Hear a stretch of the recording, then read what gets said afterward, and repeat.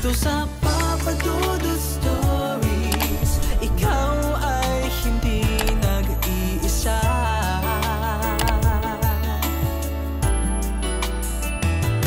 Dito sa Papa Dudut Stories, may nagmamahal sa'yo. Papa Dudut Stories. Papa Dudut Stories. Sa lahat po ng mga nakatutok ngayon, huwag pong kalimutan mag-like, mag-share at mag-subscribe. Maraming salamat po sa inyong lahat.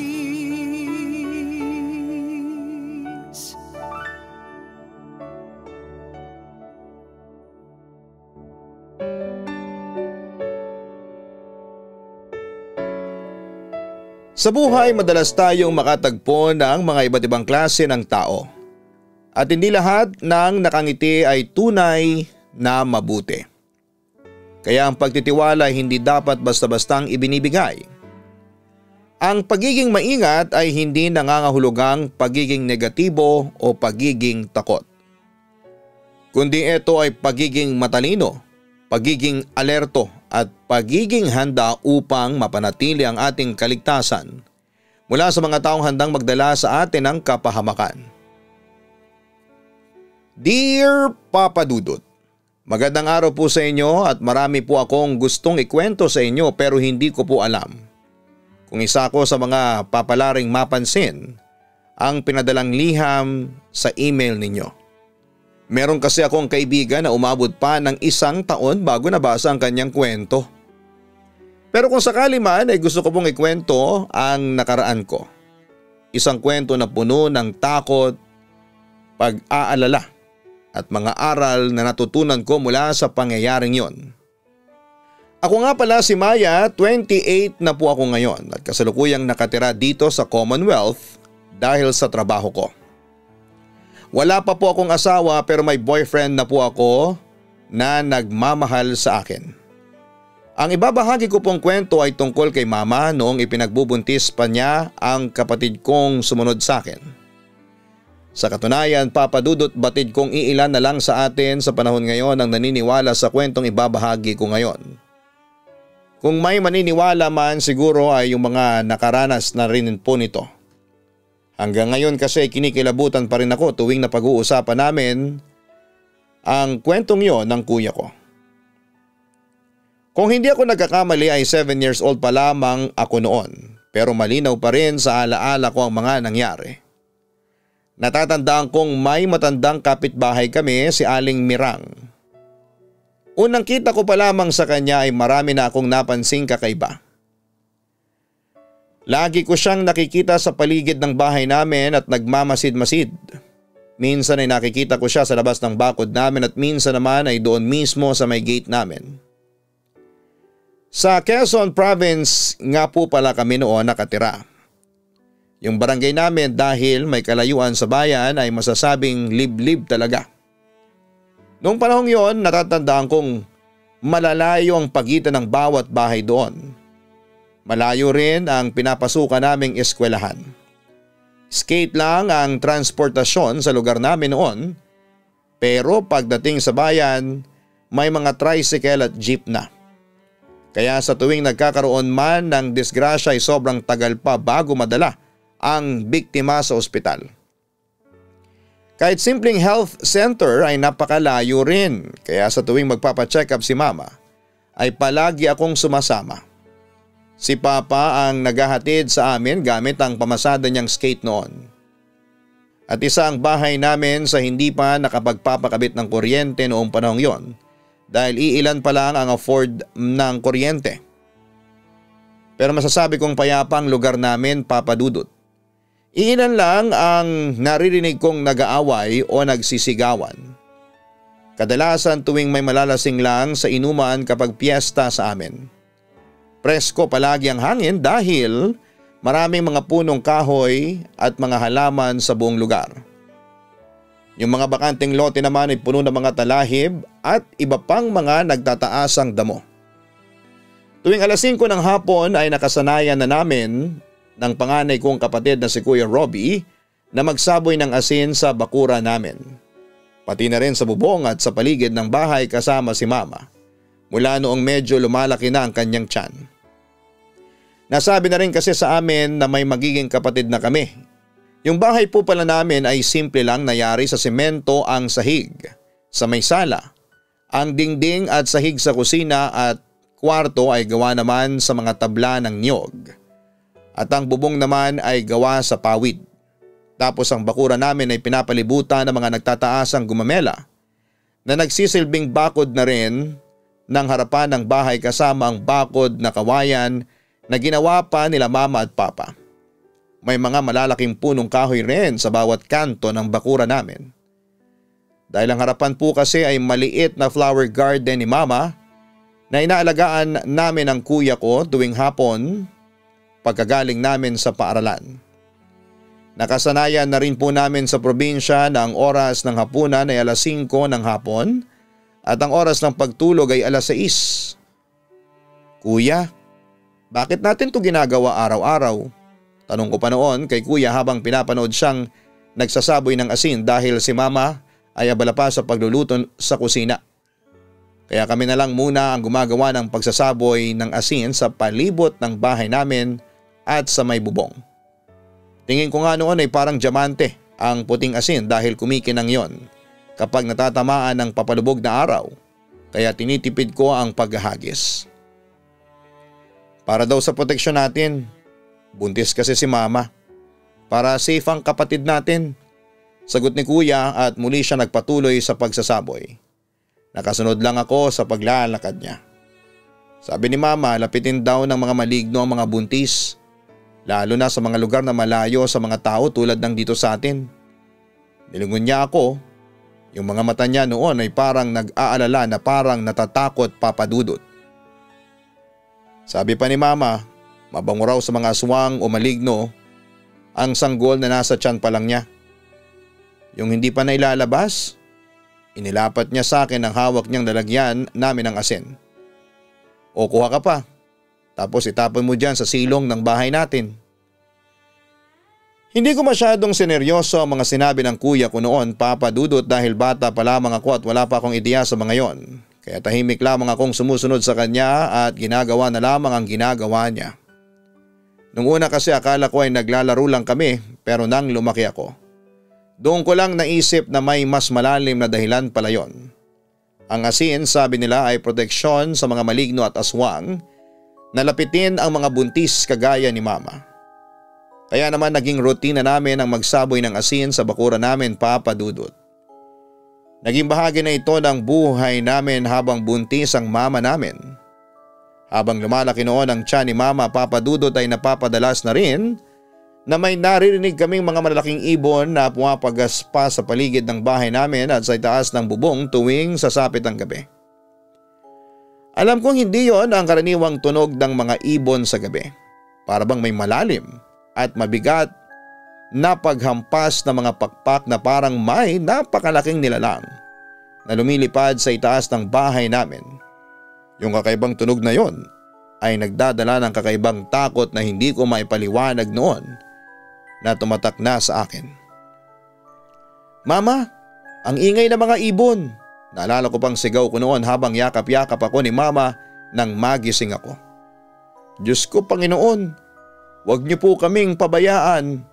Narinig ko pang bulong niya na parang natatakot. Narinig ko rin ang pagsigaw ni Mama at pagmumura kapag may bigla-bigla na lang kumakalampag sa labas ng bahay namin. Paulit-ulit niyang isinisigaw na tigilan na kami at hindi siya natatakot. Nang makita ko ang takot kay kuya ay sumiksik na ako noon sa tabi ni Mama habang ang mga mata ko ay nakatakip na sa aking mukha. Huwag kayong matakot, nandito lang si Mama, sabi ni Mama habang nakahiga. Kapansin-pansin ang panginginig ng boses niya. Katabi namin yung garapong pinaglagyan ng asin at ilang buong bawang. Yung iba inilagay ni Mama sa bigkis niya sa may bandang pusod niya. Malakas na proteksyon daw yon para hindi maaswang ang sanggol na nasa sinapupunan niya. Dito lang kayo, mamaya andyan na yung papa ninyo, pauwi na yon, sabi pa niya para pakalmahin kami.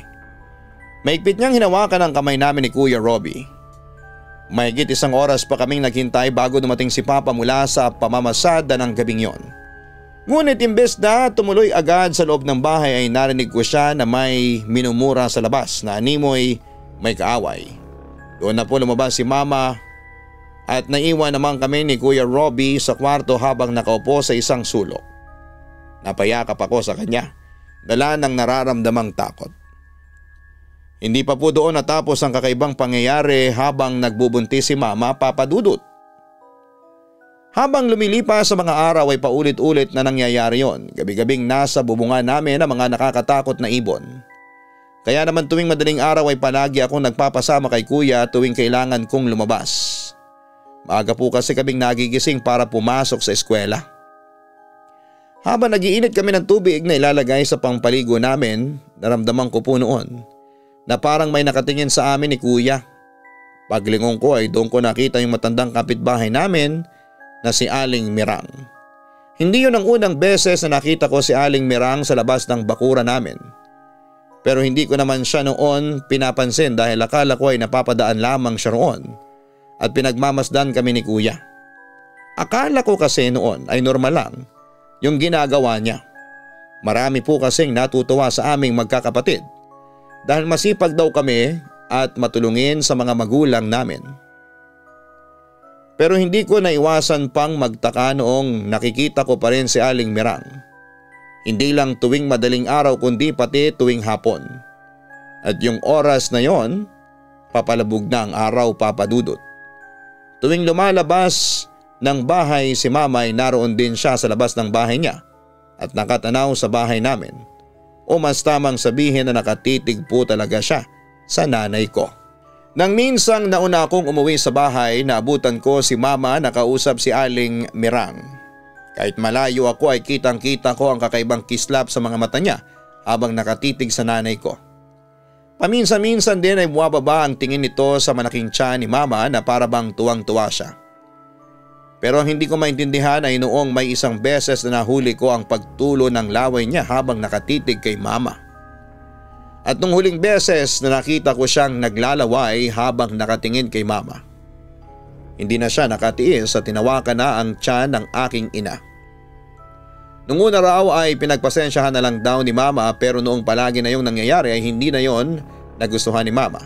Lagi kasi itong nanggugulat kaya nagagawa na rin ni Mama na pagsabihan ng matanda. Nagdulot sa akin ng kakaibang takot ang presensya ni Aling Mirang noon, Papa Dudut. Tuwing tumitingin siya sa akin ay kaagad akong nagtatago o di kaya naman ay umiiwas ng tingin. Nakakatakot kasi ang mga mata niya na medyo namumula at parang laging galit kung makatingin. Araw ng Sabado noon, Papa Dudut. Pagsilip ko sa bintana namin ay muli ko namang nakita si Aling Mirang at nang sundan ko ng tingin ang tinititigan niya, napagtanto kong pinagmamasdan niya si Mama na abala sa pagtutupi ng mga nilabhang damit. Mabilis akong umalis sa may bintana para lapitan si Mama. Ma, si Aling Mirang po, nakatingin na naman sa inyo, sabi ko noon kay Mama. Huwag mo na siyang pansinin. Pagod na sabi ni Mama, may pagkakataon na hinahaplos niya ang kanyang tiyan at saka hihinga ng malalim. Naisip ko noon na baka gumagalaw yung kapatid naming nasa sinapupunan niya. Pero base sa reaksyon ni Mama, higit pa roon ang nararamdaman niya. Bili niya, huwag ko na lang daw kausapin si Aling Mirang kapag nakita ko ito o kahit na lumapit pa sa akin. Kabilin-bilinan niya na rin na huwag tatanggap ng pagkain o kahit na anong ialok ng matanda. Nangako naman ako na susundin ang mga bilin niya at simula noon, Papa Dudut, ay hindi na ako gaanong lumalapit sa may bakuran ni na Aling Mirang kahit pangitian niya ako at alokin ang mga candy. Madalas niya kasing gawin yun noong bagong lipat pa lamang sila. Minsan pa nga inuutusan niya akong buksan ko raw ang gate namin kasi makikinom daw siya. May araw din noon na nakikita namin siya ni Kuya na naglalakad sa loob ng bakuran nila habang naglalaro kami sa ilalim ng puno ng mangga sa bakuran namin. Tanghaling tapat noon, parang hindi siya mapakali habang palingon-lingon sa bahay namin. At nang aakyatin na niya ang bakod nila para siguro'y pumunta sa bakura namin, kaagad siyang nilapitan ng anak niyang si Kanor. Base sa pagkakaalala ko, hindi nalalayo ang edad nito kina mama at papa. Hindi ko noon inalis ang tingin ko sa mag-inang kapitbahay namin. Nag-uusap silang dalawa habang palingon-lingon pa rin sa bahay namin si Aling Mirang at patango-tango kapag haharap na kay Kanor. Napaiwas kaagad ako ng tingin nang mapatingin sa aming dalawa ni Kuya si Kanor. Ang sama ng tingin niya sa amin. Parang palagi siyang galit. Hindi ko alam kung bakit ganon siya sa amin. Samantalang wala namang kaming nagawang masama sa kanya. Alam mo ba, Maya? Panimula ni Kuya kaya napatingin ako sa kanya. Seryoso ang boses niya at may halong takot kaya halos pabulong na siya kung magsalita. Lagi kong nakikita si Aling Mirang na nakatingin kay mama. Parang sinusundan pa nga eh. Kung nasaan si mama, doon din siya nakatapat. Natahimik ako nang sabihin niyo ni Kuya. Kahit kasi ako ay napapansin din yon. Mula noon ay mas lalo kaming naging alerto ni Kuya. Lagi naming binabantayan si mama. Lagi kaming may hawak na asin para daw sa proteksyon tuwing gabi. Yung takot namin noon, Papa Dudut, ay mas lalong lumala. Natatakot kasi kaming baka may mangyaring masama kay mama at sa amin. Nananakit din kasi si Aling Mirang. May itinulak na itong bata na kapitbahay lang din namin. Nauntog yon sa bato sa may riles kaya nagkaroon ng away sa pagitan ni Kanor at sa magulang ng batang yon nang ipagtanggol nito si Aling Mirang. Minsan na rin niya akong hinampas ng walis tingting nang mapadaan ako sa harapan ng bakuran nila. Naisip ko tuloy na baka nababaliw na rin siya. Hinabol niya ako kaya umiyak akong kumaripas ng takbo. Papasok sa bakuran namin sa sobrang takot. Isinumbong ko yon kay mama kaya munti ka nang magkagulo pero humingi naman ng pasensyang anak ni Aling Mirang na si Kanor sa ginawa ng nanay niya. May isang pagkakataon pa na naglalaro kami ni Kuya sa labas ng bahay nang makita namin si Aling Mirang. Napapalapit na naman sa amin. Sa pagkakataong yun ay malalaki na ang mga hakbang niya na parang nagmamadali habang nanlilisik ang kanyang mga mata. Sa takot namin ni Kuya ay napatakbo na lamang kami sa loob ng bahay. Sinabi agad namin kay mama ang ginawa ni Aling Mirang. Nakaramdam din naman ng takot si mama kaya tinawag niya noon si papa.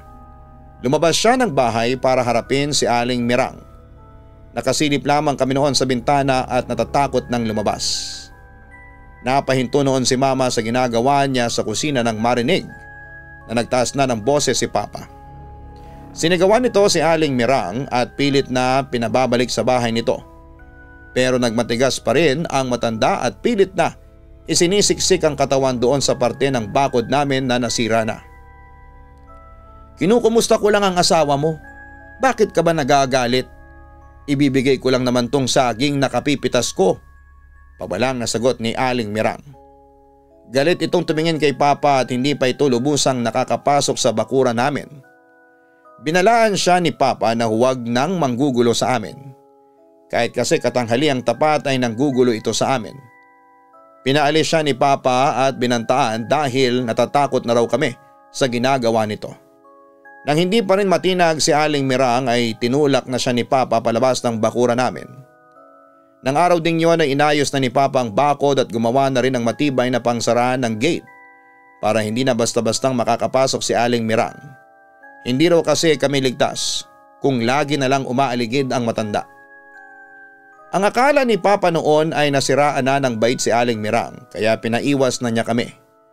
Kung maglalaro man kami ni Kuya ay sa loob na lang talaga ng bakuran. Pero tuwing inuutusan kami para bumili sa tindahan ay hindi namin maiwasang mapatingin sa bahay ni Aling Mirang.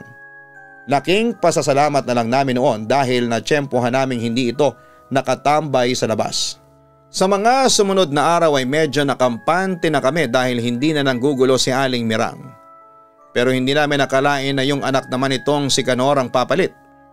Paglabas namin ni Kuya sa bahay ay natanaw namin ito na nakatingin sa aming magkapatid.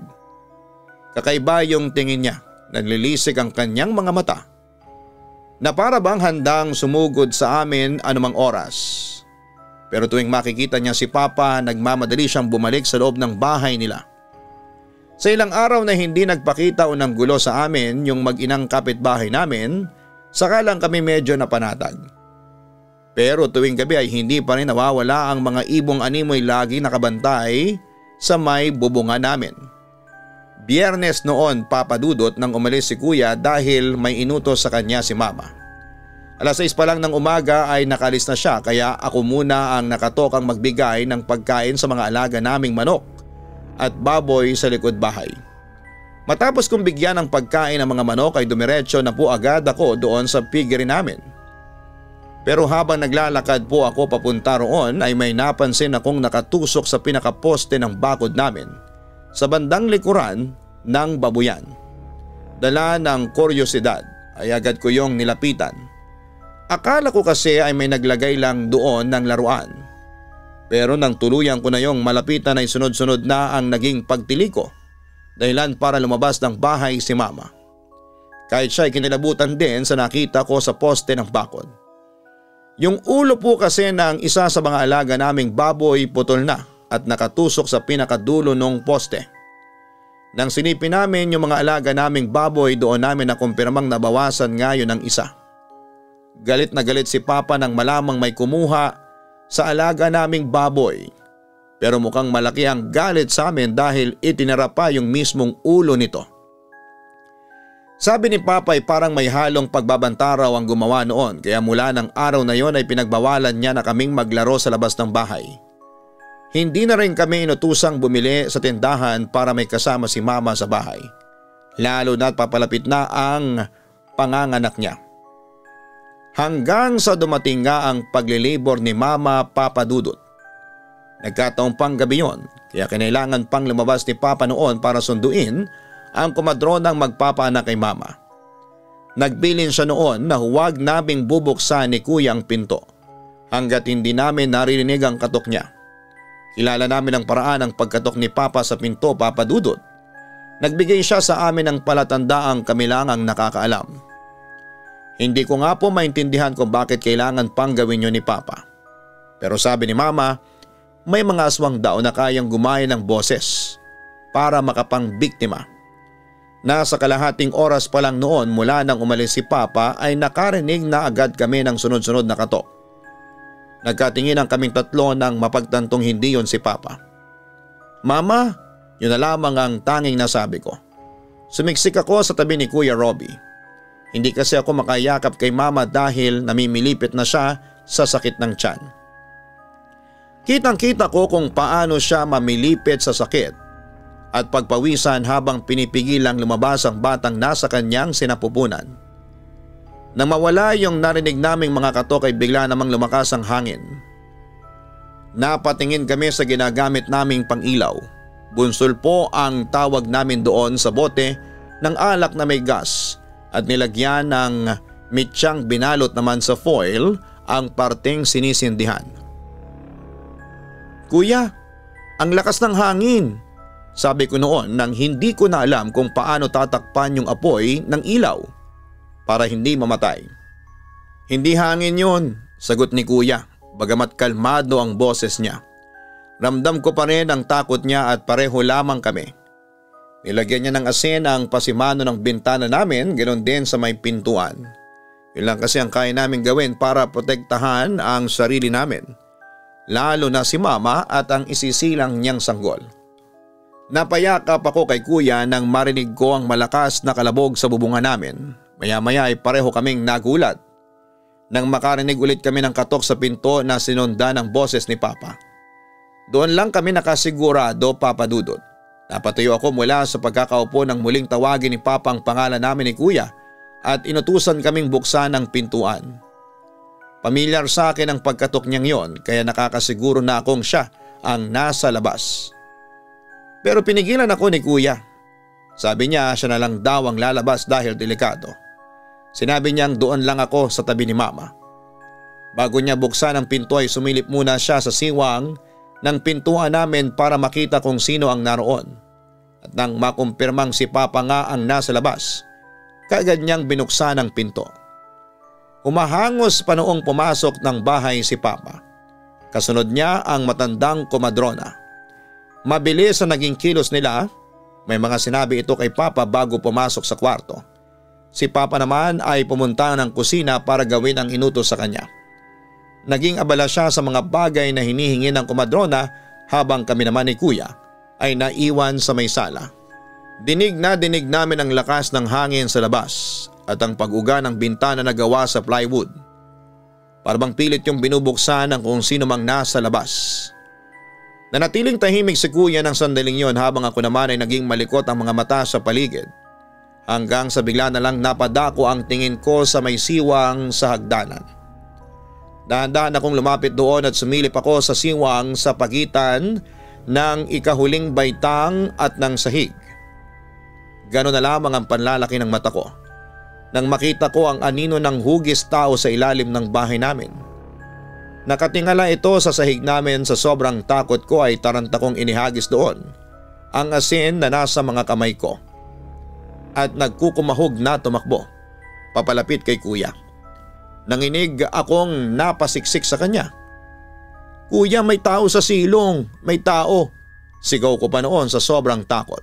Sinubukang sumilip doon ni Kuya Robbie pero wala naman daw siyang nakita. Nang marinig ni Papa ang sigaw ay kaagad siyang lumabas ng kwarto para tanungin kung ano ang nangyari. Doon ko na sinabi kung ano ang nakita ko. Nang sumilip si Papa sa silong, kaagad siyang dumiretso sa kusina para kunin ang kakahasa niyang itak. Nagdala na rin siya ng flashlight. Hindi namin alam kung susundan ba namin si Papa palabas o lalapitan si Mama sa loob ng kwarto. Dinig na dinig namin ang sigaw ni Mama habang pinapaanak siya ng komadrona. At kasabay ng sigaw niya ay yung nakakakilabot na huni ng ibon sa bubungan namin. Kumpirmadong aswang ang mga palaging dumadapo sa bubong namin tuwing gabi at mukhang hinihintay talaga nito na makapanganak si Mama. Ilang sandali pa ay narinig namin si Papa na nagmumura at nagsisigaw na animoy nakikipag-away. Sinundan pa yun ng malakas na ingay na parang may hinahampas siya ng matigas na bagay. Nang sumilip kami ni Kuya sa maliit na siwang sa may pintuan ay doon na po namin nakita yung malaking ibon na kaharap ni Papa. Tinaga niya ito sa bandang pakpak at isa pa sa may bandang paa nito. Nanginig kami sa takot dahil sa kakaibang atungal nito. Parang ungol yon ng isang mabangis na hayop na nasasaktan. Noong maglabasan na rin ang mga kapitbahay naming nakarinig sa ingay ay bigla na lang lumipad ang malaking ibon na sinundan pa noon ng isang nasa bubungan namin. Matapos yon ay binalikan namin si Mama na noon ay naisilang na ang bunsong kapatid namin ni Kuya. Mula nung nataga ni Papa ang aswang na palaging nanggugulo sa amin tuwing gabi ay wala na ulit gumambala pa sa amin. Pero ang pinagtataka namin ay hindi na rin namin nakita sina Aling Mirang at yung anak niyang si Kanor. Wala nang nakatira sa bahay nila. Kung saan man sila pumunta o lumipat ay hindi namin nalaman pa. Pero may nakapagsabi sa amin na nakita yung mag-inang nagmamadaling umalis bago pa man sumikat ang araw. Kinabukasan lang matapos manganak si Mama. Iika-ika raw sa paglalakad si Kanor. Samantalang si Aling Mirang ay balot na balot ng itim na kumot. Hindi na rin kami nagtagal sa lugar na yon, Papa Dudut. 4 na buwan pa lang noon ng bunso naming kapatid nang nagpasyang mga magulang namin na manirahan na kami sa Ilocos Norte, kung saan ay nakatira ang mga kamag-anak ni Papa. Nakahanap naman sila kaagad ng buyer ng bahay namin dahil mura na lamang daw na ibinenta ni na Mama at Papa. May nahanap na ring magandang trabaho si Papa sa Ilocos noong panahong yon. 2012 pa noong huling bumisita si Mama sa probinsya kung saan kami noon nakatira. Malaki na raw ang pinagbago roon, lalo na sa dating tinitirhan namin. Hindi na raw nakakatakot dahil marami nang nagbahay doon at halos dikit-dikit na rin. Ang pangyayaring yon sa buhay namin ay nagbigay sa akin ng isang mahalagang aral, Papa Dudut, na sa bawat takot na ating nararanasan ay laging may puwang para sa pagmamahal at pag-asa. Ang pagkakaisa ng pamilya, ang pagmamahalan at ang pagtitiwala sa isa't isa ang siyang pinakamalakas na sandata laban sa anumang panganib. Nakikita man natin ito o hindi. Bagamat nagdulot ng takot at pag-aalala ang presensya ni na Aling Mirang, nagsilbing paalala yon sa amin na huwag basta-bastang magtitiwala sa ibang tao. Kakilala man ito o hindi, doon din namin napatunayang hindi lang basta laman ng mga kwento ang mga aswang. Totoo sila. At yung naranasan namin ang nagpapatunay na may ganong klase talaga ng mga nilalang na gumagambala sa mga tao. Hanggang dito na lamang po ang aking kwento. Maraming salamat and God bless po sa inyong channel, Papa Dudut. Lubos na gumagalang, Maya. May mga tao talagang lantaran kung ipakita ang hindi magandang intensyon sa ibang tao. Ngunit sa parang yon, mas napaghahandaan natin kung ano ang posible nilang gawin na maaaring ikapahamak natin. Mas nakakatakot yung mga taong magandang pakikisama, ngunit lihim na palang nagbabalak ng masama sa iyo. Matuto tayong pahalagahan ang ating mga mahal sa buhay dahil kahit ano pa man ang mangyari, sila pa rin ang ating magiging karamay. Maraming salamat sa pagbabahagi mo ng iyong kwento, Maya. Batid ko na hindi magandang naging karanasan ng pamilya ninyo noon, pero nanatili pa rin na buo ang inyong pagsasama at may malasakit kayo sa bawat isa.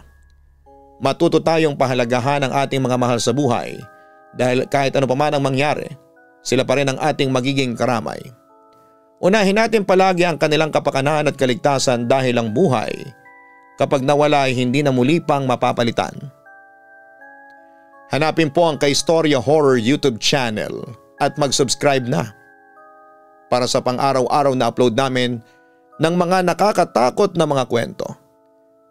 Likewise, mag-subscribe sa Gian Giano Vlogs, ang aming pong weekly family vlogs. Sana po ay mag-subscribe kayo para maging bahagi ng aming buhay. Maraming salamat po sa inyong lahat.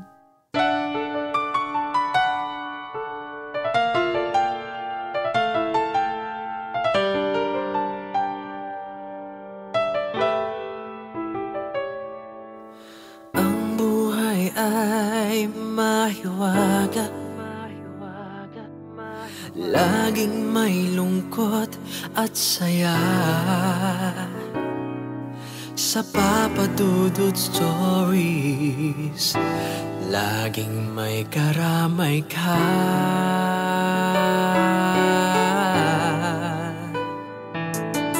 Mga problemang kaibigan, ito ay pakikinggan ka.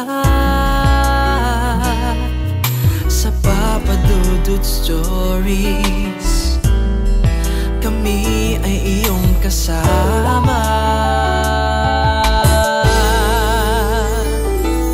Dito sa Papa Dudut Stories, ikaw ay hindi nag-iisa.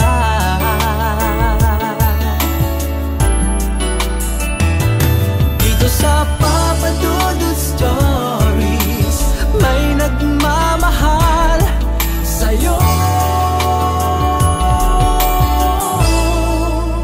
Papa Dudut Stories, Papa Dudut Stories,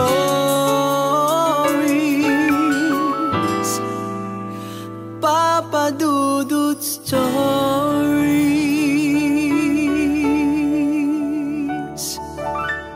Hello mga ka-online, ako po ang inyong si Papa Dudut. Huwag kalimutan na mag-like, mag-share at mag-subscribe. Pindutin ang notification bell para mas maraming video ang mapanood ninyo. Maraming salamat po sa inyong walang sawang pagtitiwala.